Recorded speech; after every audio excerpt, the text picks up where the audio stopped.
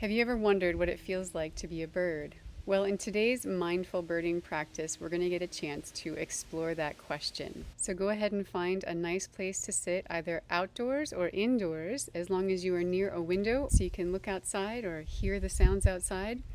Also, be sure to stick around afterward because we'll have a chance to talk about our experiences and hear from other participants. All right, let's begin. So go ahead and just let yourself feel your own body in this moment, just noticing if there's any hurriedness. Maybe you were hurrying to get here, maybe you were hurrying to get in position, or maybe you've been sitting there for a little while and you're already feeling a sense of calmness and ease. So just notice whatever it is for you, whatever your own body is experiencing right now.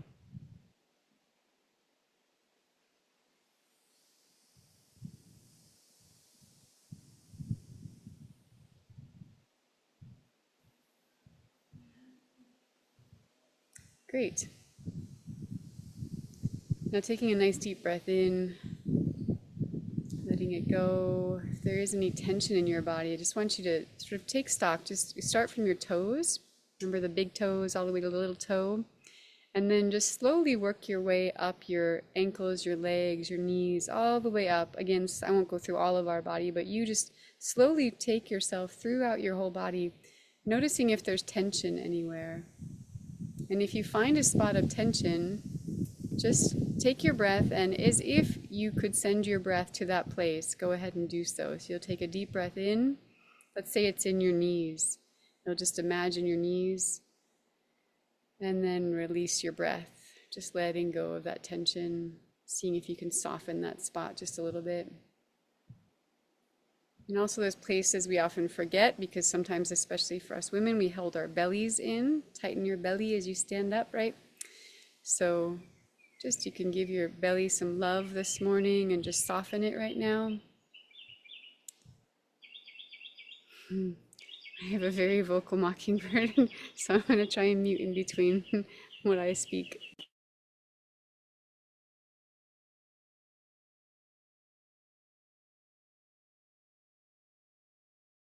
Remembering the places like your eyes and your ears. Sometimes we see things in the world that are hard to see, or we hear things that are hard to hear, creating tension that we might not even know is there. So just give yourself some gentleness to those places right now. Gentleness to your lips.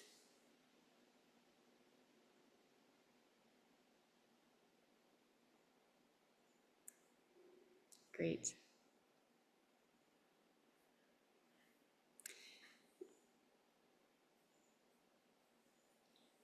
And now noticing your breath. After we've been sitting here for a moment or two, just notice how your breath is moving through your body. If you want, you can put a hand on your chest or on your belly. Helps sometimes to feel. I know for some people it's easy to feel your breath. Other people it's a little bit more challenging. So by putting a hand in one of those two places or both, helps you to feel where your breath is moving into and out of.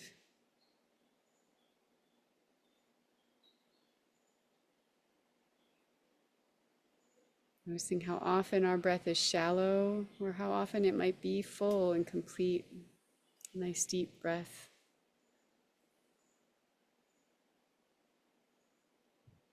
Good work. So go ahead and find some point off in the distance, something your eyes can focus on. It could be a human-made item, it could be something in nature, doesn't matter for this moment. Just something that's a good distance away. Once you've found that, go ahead and really focus your attention on that one point. And then slowly you're going to expand your vision, sort of ripple by ripple outward until you can't really stretch any further. So you're going to go, you're looking straight ahead, but you're going to be also expanding your eyes further and further outward. Not your eyes, sorry, but your vision in 360 degrees, which will typically cause your vision to start to get blurry. And that's totally fine. That's actually what we're looking for. So let your eyes just get nice and blurry, softened. But what this enables us to do is start to pick up on some of the subtle motions that are around us and some of the very blatant motions as well.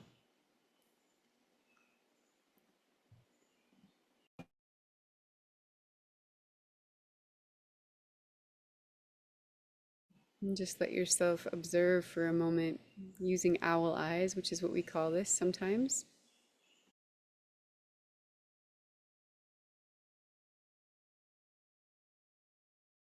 Noticing how far to the right and how far to the left your eyes can see while you're still being aware of what's in front of you. It's a good stretch for our eyes.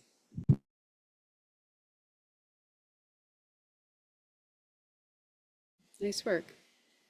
Great. And so now, big bee-type critter. So now we're going to be bringing our attention and our awareness to our ears. So you can stay in owl eyes if you like, if you're able to do that for a little while longer. And this time we're going to start with the sounds nearest to us. So some of us might have some very loud sounds near us, and others might be very quiet and subtle. So we'll start maybe just kind of arm's distance apart or away from your body. So noticing the sounds that are about arm's distance away.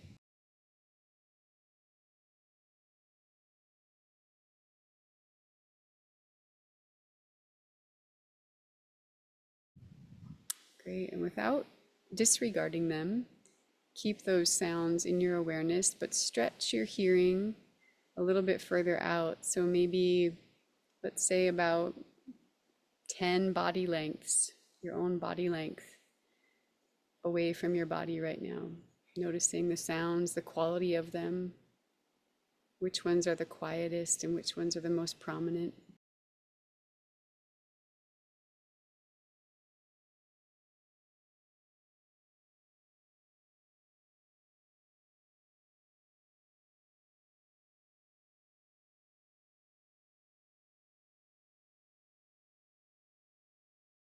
And then you can go double that beyond yourself.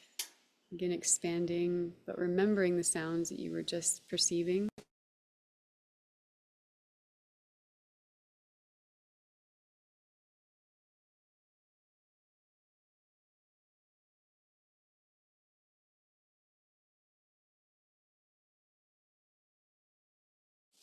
Now go ahead and double that distance all around you.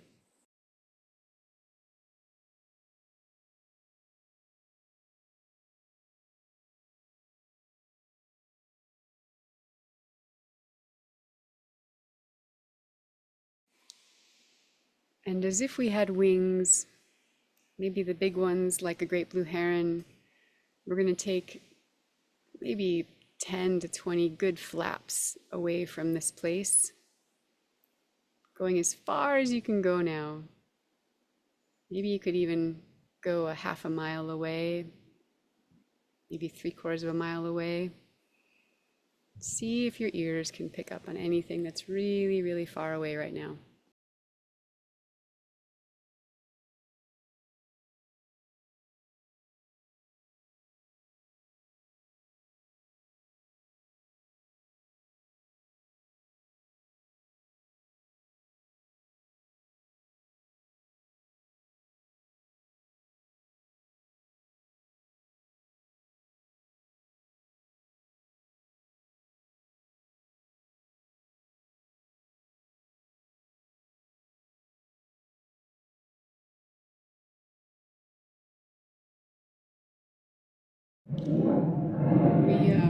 I'll just wait a second. We have an airport not too far from here and also a military base, and so sometimes the planes go really low and they're really big. That was a big military plane that just flew by. Great, everybody. So now we'll start and begin our practice together today. So I think this is going to be a fun one for a lot of you. It's a nice adventure. And we're going to let ourselves sink into the experience of the ones that we're witnessing. So I'd like you to do your best to find a bird that you can observe for maybe the next couple of minutes if possible, or maybe just a moment or two. So if you have a bird that you know is one that's likely to hang around, maybe choose that one. But if there's only one bird in sight, then that's okay. Go ahead and look at that bird. So what I want you to do once you find a bird to look at and to observe is to put yourself in that bird's feet, that bird's body. So noticing, what does it feel like to land on the branch or to walk around on the branch that it's on, or on the flower or stalk of a shrub it may be on? Noticing what it might be seeing with its eyes, what its wings feel like. So we'll let you explore this for a while. And if for some reason you don't see any birds around you, I'd say check the sky first. You can look up in the sky, see if anyone's circling around up there. And if not, then just imagine the last bird you saw, or one that's very familiar to your area, and just imagine that bird in the nearby tree or fence or whatever, wherever it likes to hang out.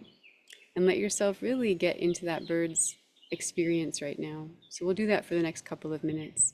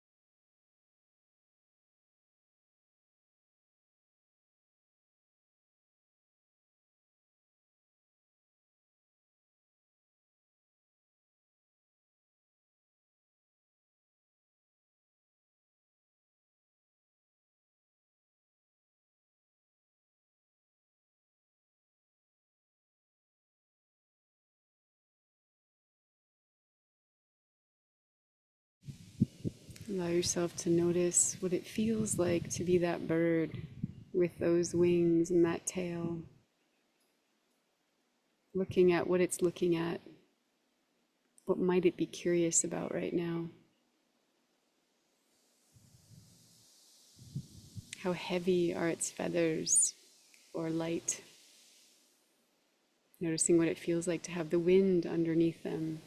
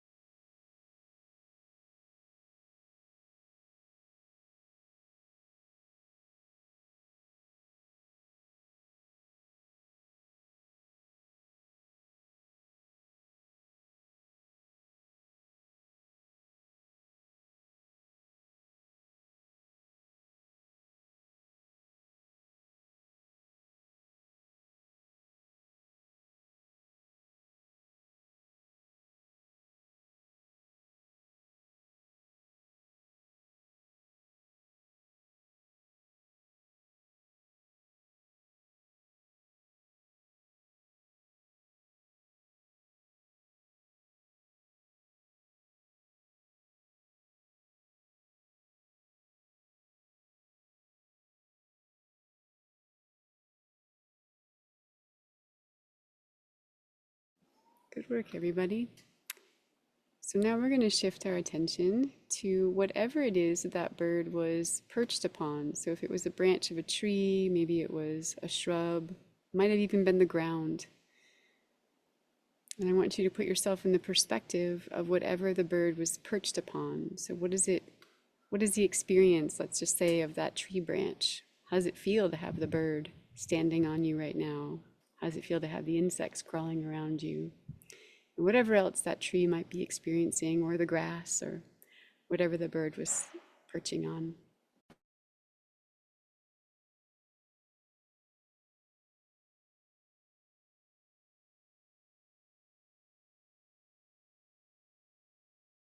And if for some reason, I will just note this, if it was a human made item, let's say it was a rooftop, I'd still like you to go through the same experience. It doesn't have to just be something in nature. So, whatever the bird was standing on, let yourself go through that experience.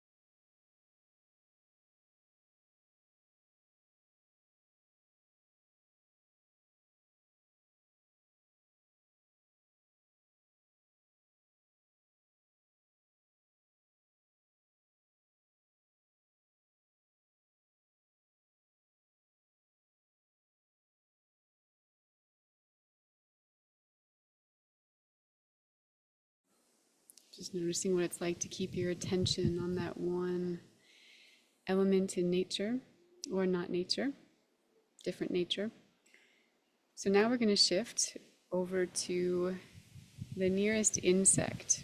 Maybe it's an insect that that bird was checking out or curious about or would be curious about. So just noticing, what does it feel like to be that insect? Where do you want to rest? Where do you want to feed? Who do you want to be near? Again, what's it like to be in your little body right now?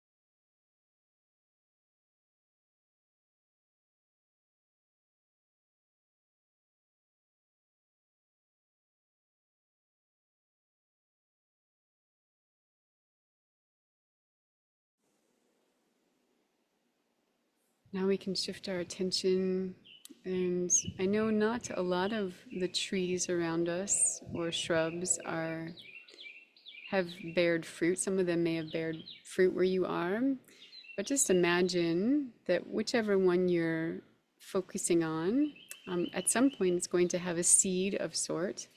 So I want you to imagine, of course, these seeds might be the ones the birds are interested in eating at some point. So, what is it like to be that seed right now? Or imagined, the imagined seed that will come? What would it be like to be inside your little casing? What would it be like to be that flower first before you become the seed?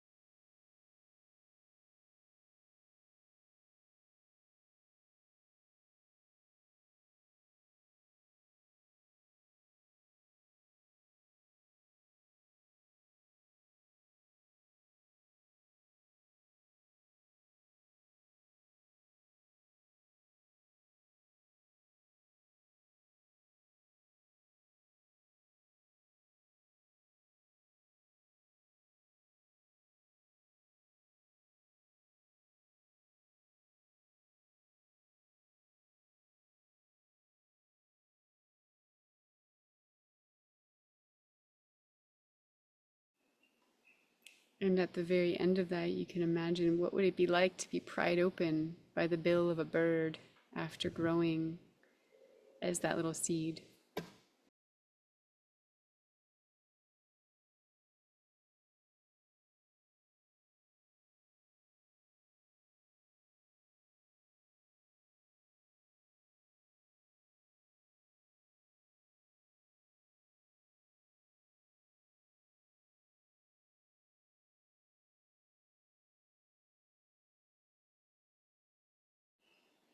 Okay, good work. So now for our final one, we're going to go back to, if it's the same bird that you can witness that you did in the beginning, that's wonderful. And if it's a new one, that's great too. So after going through this full experience, we'll go back to becoming that bird again and letting yourself really experience what it feels like to be in the talons or the claws, the feet of that little bird. And do your best to explore other aspects of it that you might not have the first time around.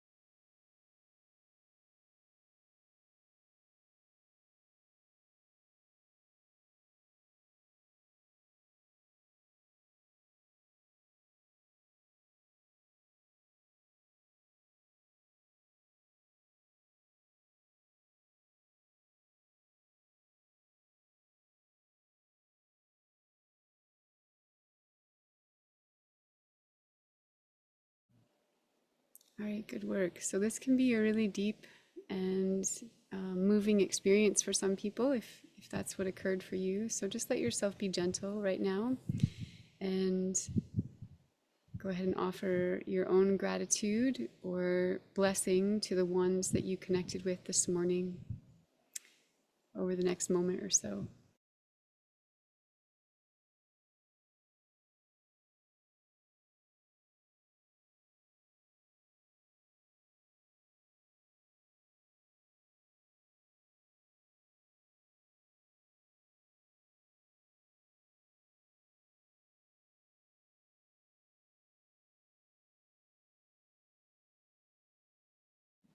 All right. So, for those of you who would like to stay along for our chat at the end, you're welcome to do that. And others who need to head out right now, thank you so much for coming. It was a pleasure to have you here today.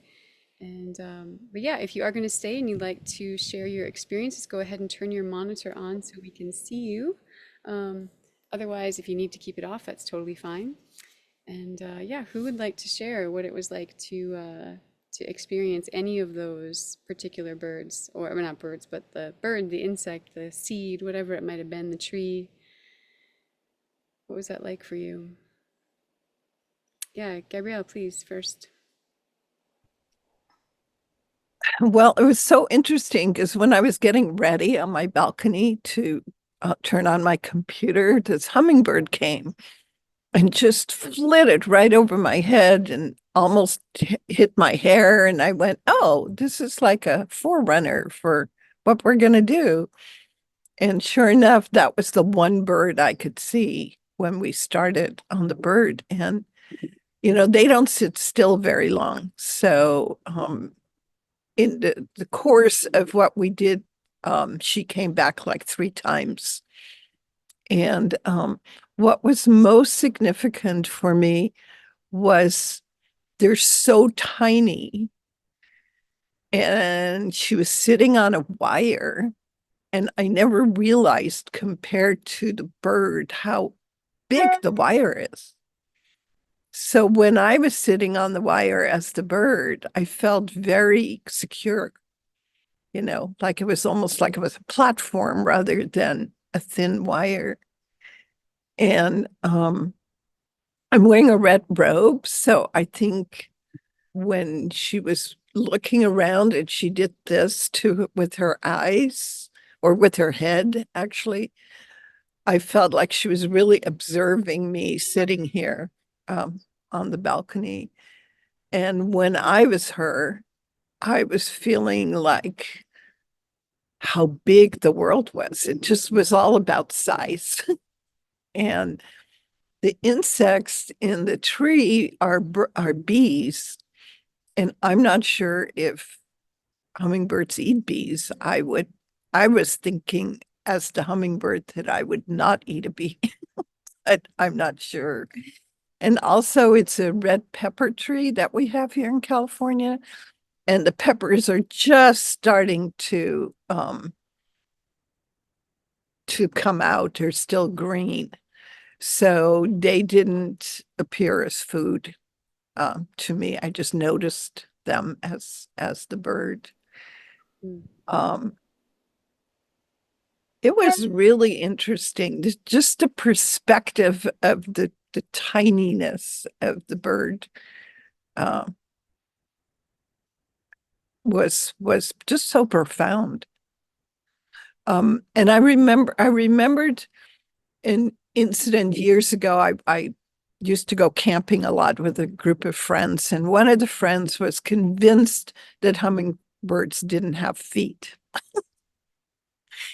And so when I was sitting on the wire as the hummingbird, it was like, yeah, I have feet, and I'm really secure here on this wire. Uh, it was kind of funny. And then I've had a hummingbird nest in my front yard. And again, the size of the eggs were so tiny, and they only do 2 eggs. So, anyway, it was a Yeah. great session on perspective. Thank you, Gabrielle. Thank you so much for all of that, for all that perspective. Yeah. There's a story you might try to find. One of my teachers shared it with us. I'm sure there's many versions of it, and I don't recall which native tribe it came from, but it might have been a California tribe. It may also have been one from New Mexico.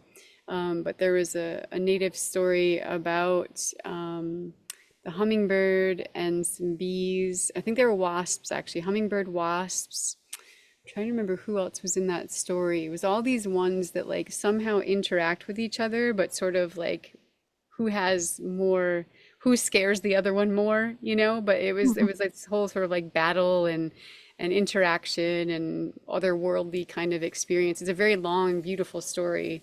But you may just see what you can find in your area about the stories of hummingbirds and bees and see if there's some native perspective on that. But thank you for sharing your experience with us today, Gabrielle.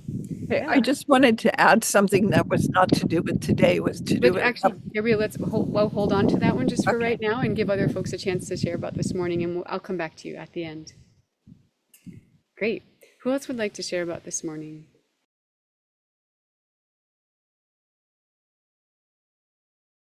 Well, maybe, oh yeah, Anne, please. And then after Cindy, go ahead. Yeah. Um, oh, I didn't see Cindy there. My cat was here at the feet. So the birds were, as I'm just concerned about that cat. just concerned about that cat. Is that cat going to do something? And them knowing that they're safe, I was safe in the tree. But I just had to tell everybody else the cat was there. And then pretty soon I didn't care about the cat because the cat wasn't doing anything. That lady's not doing anything. I think I just need to go and find some bugs. Am I lucky it was a robin? Robins like to sit down on the ground and I could watch it. And I'm thinking, is it seeing that fly? Is it seeing the ants? You know, am I seeing the ants if I'm the bird? I was having a hard time putting myself in the position, but that's okay. You just, some days you get there and some days you don't. Yeah, So, I'm glad you shared that piece, and I want to hear more. But just that it can be challenging sometimes to allow ourselves. One, it's the play, like allow ourselves to play like a kid would, pretend, like to pretend like you're another creature. But you had those. It sounds like you were having some little moments where you got there, right? Yeah. right. Were Well, you gonna I've share got a huge list to do when I'm done here. So I think I was, your mind you was somewhere? Yeah. know, but I made myself be here and it'll make maybe I'll be a little kinder on the Mm. roads today. Yeah, yeah, yeah, yeah. Aw, that's great. Thanks, Anne. Yeah, Cindy, go for it. Well, I think somebody said profound. This was profound. Um, and the dive into profound for me happened when you said to look around and look for an insect, which I've never done. And so I looked around and didn't see any insects, but then eventually all around me on the ground I saw insects and that couldn't see at first. And I wondered what they were doing, being them. Because I always think of critters as trying to eat. What do they eat? And I realized I don't have a clue what they eat. I don't, and I remembered learning there are more insects than anything else, than all the animals and stuff. It's a big deal, the insect world. And so that was the beginning of diving into a whole new universe. Um, and then just the whole rest of the experience was like that. It was amazing. And it felt like I normally look at things through such a narrow lens. So it was a profound broadening of perspective that was full of wonder. Oh, wow. Wow, Cindy, that's awesome. I'm so happy that happened for you. As you were speaking, it reminded me of, I saw it so long ago. I think it's a Disney or a Pixar movie. I think it's called Bug's Life, or it's about, I think they had many iterations of it. There's like the Bug's Life, and then there was the ants or something like that. Where like you really get to, and they do such a wonderful job. If it was a Pixar movie, of course, like where you really get a good perspective of what it's like to be, and of course it's Hollywoodized, as well, but that shift in perspective from what it's like to be, an ant on the ground, having your family and everything you're doing and whatever, and then like a human steps on the ground, like, or kids are playing in the yard or whatever, and it's just like, so I just think that sometimes it is really helpful and interesting and profound to put ourselves in the shoes of, or the feet, of another one. I know for me, there was Yeah. one thing that happened. It was actually what happened before this session. I was practicing. I was just seeing what, if I wanted to do this with you guys. And so I let myself just kind of have my own meditation before starting. And this bluebird landed on, and I think I was just about to shift to what the bird is sitting on. And a bluebird just flew straight in and landed on the corner of the house next door. And so it landed on the I don't know if they call it asphalt, but it's the what do you call it? Shingles, and they're like, I guess they're made of some kind of like asphalt or something, not asphalt, but you know what I mean. It's like a little gritty material. And so I let myself be be the shingle, and I was just like, wow, I'm made up of stone and rock and other things I don't even know, but I was a stone once somewhere. Like I was a little rock, a big rock maybe somewhere, and I got ground down to this itsy bitsy little, dust particles. And I was actually so grateful that the bluebird came and sat on me, and I was just like, yes, of course, like, here, like use my rockiness to like to sit on, like my sturdiness. And again, I don't know if that's if that's the what a shingle feels like. But it was really helpful to, it was interesting to allow myself to go somewhere that, when we consider these things that are quote unquote man-made, majority of them have some form of the natural world as a part of them somewhere. At some stage of their development, there's some piece of nature in all of it. The metal table, or even the, siding on a house, like somewhere there's some bit of nature. It might be very, very long ago, like with plastics. You think of something that's plastic, and anciently, like where plastics come from is like, sea creatures. And so it can be really deep to let yourself travel on this that path. Anyway, that was my experience of the bluebird and the shingle. Anyone else want to share their experience from this morning?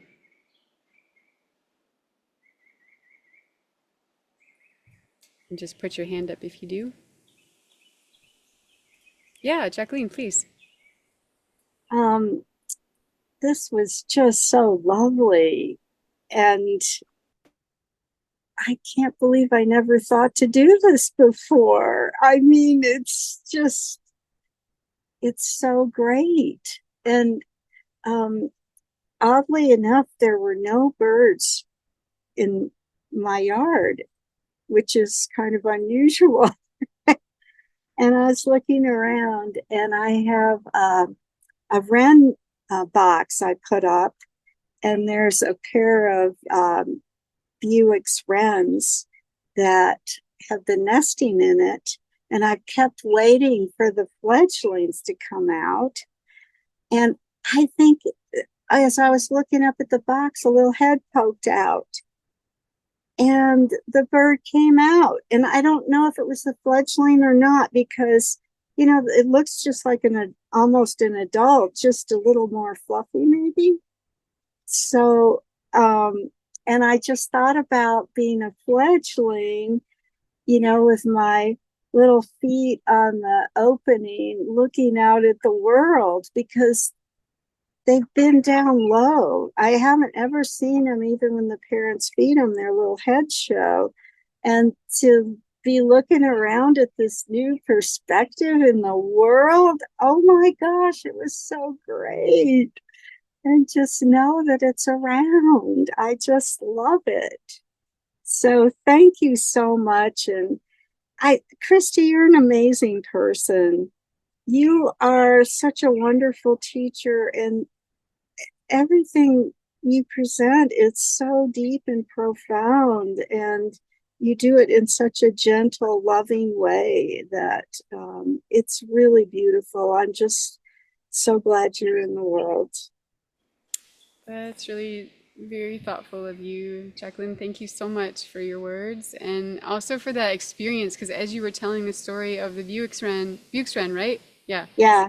I was able. I was there with you. I felt like you took, at least me, I'm sure everyone else, on that journey with you at being that bird, um, and yeah, it helped me to think about what it's like to be a little one. And I was like, wow, it really is like a womb experience for some birds. Of course, some are in a nest and they can see earlier than others, but those ones that are in like a nest box or in a cavity, like they don't, just like a baby in a womb, like it's just mostly dark. Probably you just get to see or connect with your parents and siblings, and then all of a sudden there's the world and you got to go be in it, like, all right, wow, this is amazing and huge and scary and all sorts of things. And wow, what a beautiful, beautiful place to be in.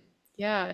There's I don't know, maybe like 30 years ago now, I was working at the Wilderness Awareness School, and we there was this curriculum that they put out called the Kamana program, and it's a naturalist training program. And one of the very first exercises that it has you do is, and I've encouraged some of the master students to do this, but I think Susie, I don't know if Susie's come on here once or twice before, but she really took this on this year. It was just amazing what she did with it. But where they really had you be, for me, I think, I don't know if we got to choose the bird, but for me, I remember I was the owl, and I was living in a yurt at the time by myself, and no one else was around me. So like, I let myself be that owl, and I imagined being the owl. I got up on my, like a sofa or whatever it was, and I just stood there and I was like looking around, and it was really profound, again, profound, like what was happening for me, imagining being an owl and just letting myself kind of explore the world in that way.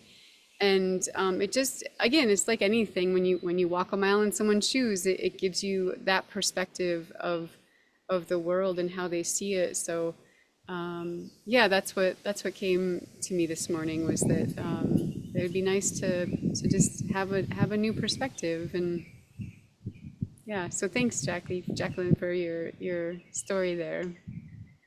And it was a good memory to remind me, to bring me back to that being the owl, because it was, I haven't done that in a while, where I just let myself like fully embody it, where like no one, I know that no one's watching, right? And so like I can really just like pretend to be the bird. So maybe I'll have to try that again, because it really is worthwhile just letting yourself play, you know? Yeah. Yeah. Sweet. Anyone else want to share their experience this morning? Whatever occurred for you in whatever form? Well, Gabrielle, would you like to tell, you had one more story about something that happened earlier? Yeah. Yeah, and I loved what Jacqueline just said, because I so appreciate when you go to active imagination, as Jung would call it. I do that with the people I work with, dreams. We do a lot of that from the characters in their dreams. So I really appreciate that too. And so I had an experience a couple of days ago. My granddaughter just graduated from high school. And so her school, she goes to a small Waldorf school. And so they did something called walking through the grades, where she got to experience all the kids in all the different grades who sang to them and honored them and brought their flowers. But what happened was, one of the classes, and it was all outside, these swallows just came and just were like hovering over us. And it was so profound. It's like they knew what we were doing. They came to honor the class. I mean, it was really, really special. Yeah, that is so, oh, thanks for sharing that. I've been a part of some experiences before, where it's a whole gathering of people coming together, and it's just in the beginning where we're setting our intentions as the big group, as a big gathering of whatever it's going to be. Sometimes it's a bird language class, sometimes it was the traditional skills gatherings. And as the bird person, I was always paying attention to like who showed up, who showed up at the beginning. And when I was in Israel last year, we were just starting the beginning. It was like 300 or 400 people at this event, this bird language event. Um, and so everyone was gathered. We were starting the program again, setting the intentions. There was a fire. They were everyone was putting their intentions in the fire and whatever. And as we were doing that, and I really can't remember what bird it was, but I think it actually was a swallow. It was some type of a swallow. And I wasn't expecting this, but they came really low, like right through the trees and all around us. And they were just like, they just came in. And I didn't see that before. I didn't see that after that moment. But yeah, there's just lots of really incredible stories of, I think the more people start to connect in this way with the natural world and tap in this way and start to listen and be aware, we can start to see sort of on this level of life. And I remember also when I was living in Washington State, there was a story of I don't remember why they were doing it, but it was one of the, I think it was I don't know if it was the Salish tribe. I can't remember. It was one of the northern tribes up there, and they went to the edge of the coast, and they were playing, they had music, and it was a ceremony they were doing of some sorts, but they were literally like at the edge of the water, and on this sort of like precipice. And at that time there was a person who was studying the orca whales that were there, and they had tracking devices on different pods and whatnot. And apparently this had never occurred before, where all 5 pods, they usually, I guess, keep their distance from each other, and sometimes 1 or 2 will interact, but all 5 pods came together right where these folks were doing their ceremony. And then when the ceremony was over, all 5 pods dissipated. And Wow. there was corroboration with the researchers who were like, we've never seen this before. And then we learned that this, the Salish tribe or whoever it was doing their ceremony at the, and I don't know if they were doing it for the orca or again, what they were doing the ceremony for, the ritual for, but yeah, there's magic that can happen with the world and us. And that's, if you want to go there, you can go there. You don't have to. We can just listen to birds and appreciate their beauty. But just knowing that it is possible to, for those who want to go there. And so the more we do these kinds of things, I think the easier it becomes to start to see that layer of the world. Yeah. Well, thank you everybody so much for being here and for evoking these conversations and for playing and giving me a chance to ask these good questions of the world, because I think without you all, I might not come out here on these Mondays myself and be like, all right, world, like, what are we going to learn today? Like, what's the message you want me to share? So, so thank you. Thank you for showing up. And I hope everyone has a really, really beautiful week. Carry this with you and see what happens. Yeah. And many blessings, everybody. So the Mississippi kites are a new bird for me, and but they're all over. They're like I see them on a regular basis, multiple times a day. I'll see a Mississippi kite here, and so I've gotten to know them over the last couple of months, which has been really wonderful. And hello, Mary. Nice to have you here today. Just sharing a story about the Mississippi kites. And yeah, so the other morning I was out here having breakfast and I look up and I see one Mississippi kite circling, and then I see another one. I'm like, oh, cool, there's 2 of them, which is not that common to have 2 in the same place. Like, I mean, I guess if there's like a mating pair or whatever. Then all of a sudden I see 4, and then there's 12. And then by the time I'm done counting, there was 47 Mississippi kites all circling overhead. And which, during migration, that's not an odd thing to see at all. But right now, during breeding season, to have that many of the same birds all in one place is not that common.